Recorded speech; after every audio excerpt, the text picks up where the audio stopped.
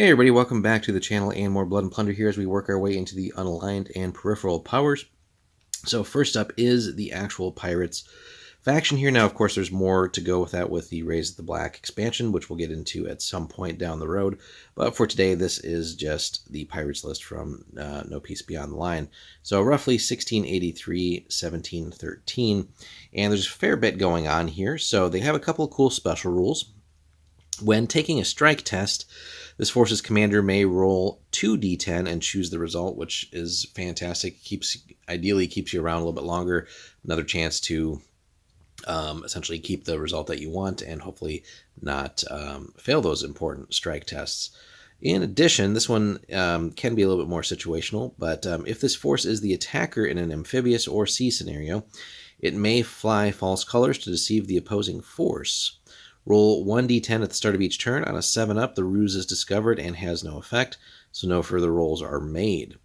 Otherwise, no unit in this force may be attacked by any enemy units this turn, unless a unit in this force attacks first or moves within 12 of an enemy unit. So now, of course, if unfortunately you roll that 7-up on the first turn, the effect is gone.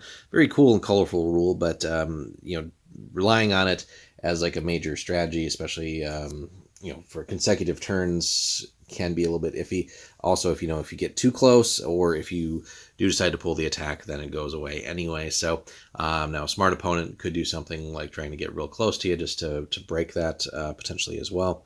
So, but nonetheless, fun and characterful. But again, just when it's contingent upon the dice roll, you might get lucky several turns and be able to set up for a nice sort of turn where you do finally decide to engage and choose the optimum moment for that engagement.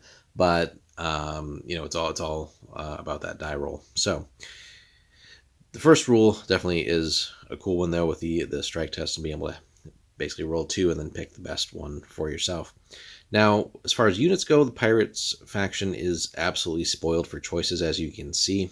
By far, I think from any list we've covered, just the biggest volume of choices. And you have access to all kinds of sailors, or units with the sailors' special rule, among other things, between all kinds of different nationalities, and really sort of a multinational force, as the Pirates would typically be. So, going down the list here, core units, we get Sea Dogs, Marins, Marineros, Zaeliden, Freebooters, and Fleebustiers. So again, all kinds of great units that have the sailor trait, and then also just great shooting units as well. Support units, we get Capers, Enterplague, European Sailors, or Pressed Men, Forlorn Hope, or Les Enfants Perdus.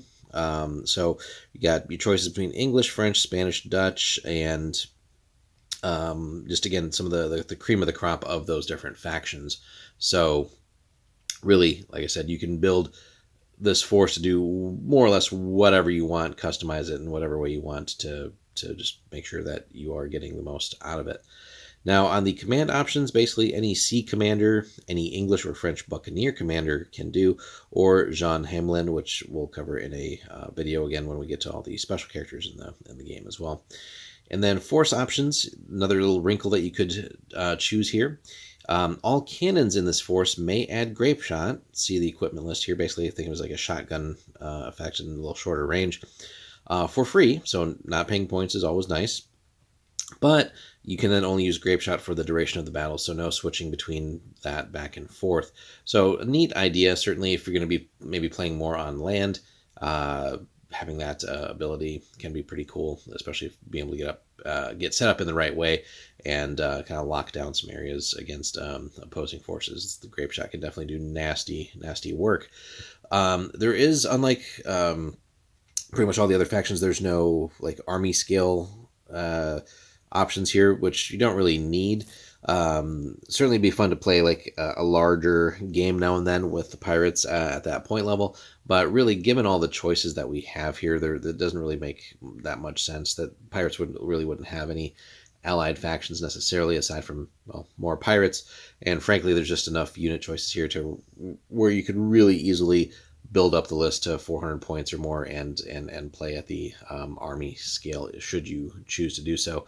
And again, a little bit of house ruling there could be fun too, since that army scale isn't necessarily going to be typical like competitive tournament scene for you there. So all in all, a fun list. Pirates can definitely do so much stuff, and obviously if we're playing a game about the new world and the pirate era, at some point everyone's probably going to want to play some flavor of pirates.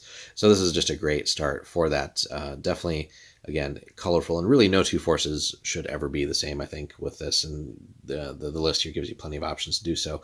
Let us know what you like or dislike about the pirates list, how you've taken advantage of that, and maybe any memorable stories that you've had around that second rule, and how long the ruse has sort of lasted versus opponents, and how that's worked for you or against you. Hit us up in the comments, guys. Thanks so much for watching, and we'll see you in the next one.